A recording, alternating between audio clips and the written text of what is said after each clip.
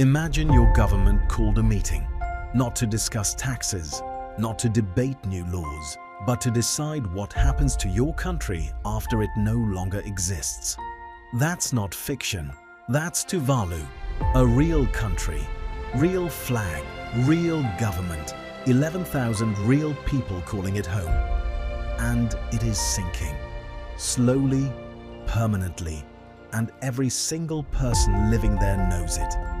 This is how a nation prepares to die. Most people have never heard of Tuvalu. Even fewer could find it on a map. It sits halfway between Hawaii and Australia. 9 tiny islands scattered across the Pacific. The entire country combined is smaller than Manhattan. Its highest point is just 3 meters above sea level. 3 meters. Roughly the height of a standard ceiling. For thousands of years, that was fine. The ocean was calm, life was stable. People built homes here, raised children here, buried their ancestors here. But the ocean isn't calm anymore. Sea levels are rising 4 millimeters every year. At this rate, there is no Tuvalu. There is just ocean. King tides that used to happen occasionally now flood entire streets for days at a time. Salt water is poisoning the soil. Crops are failing. Fresh water is being contaminated. The coral reefs that protected these islands for thousands of years are bleaching and dying. The natural wall between Tuvalu and the ocean is collapsing at exactly the wrong moment. Scientists aren't asking if Tuvalu becomes uninhabitable. They're asking when. Most say somewhere between 2050 and 2100.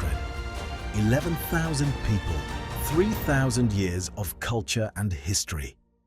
A countdown clock nobody can stop. Tuvalu did something no country in human history had ever done before. In 2023, they announced they would build a digital copy of their entire nation. Online, in the cloud, permanently, every law, every government document, every piece of cultural history, every map of every island exactly as it exists today. All of it preserved in a digital state that continues to function legally and politically even after the physical land is completely gone. They signed a deal with Australia, giving Tuvaluans permanent residency so the people have somewhere to go. But the country itself, its legal identity, its seat at the United Nations, its sovereignty as a nation, that survives. Digitally, a government without land, a nation without a physical location, a country that exists entirely in servers. It has never been done before. There is no rulebook for this. International law has never faced a sovereign state that exists only online. Tuvalu is just doing it anyway, because what other choice do they have? And here is why this matters beyond just one small island most people have never heard of. At least a dozen other nations face the exact same future. Kiribati, the Marshall Islands, the Maldives, millions of people on land that is disappearing under the same rising ocean. The decisions being made right now about Tuvalu, whether a digital nation gets recognized internationally, whether displaced citizens keep their rights, whether a country can legally exist without physical land, those decisions set the precedent for every single one of them. Tuvalu is just the first.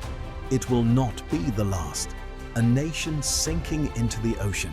A government copying itself into the cloud just to survive. 11,000 people watching their home disappear in real time. That's either the saddest thing you've heard this week or the most remarkable act of defiance you've ever seen from a tiny nation fighting forces completely outside its control. Probably both. If you want more stories about the places and people the world isn't paying attention to, subscribe, because there are a lot more of them.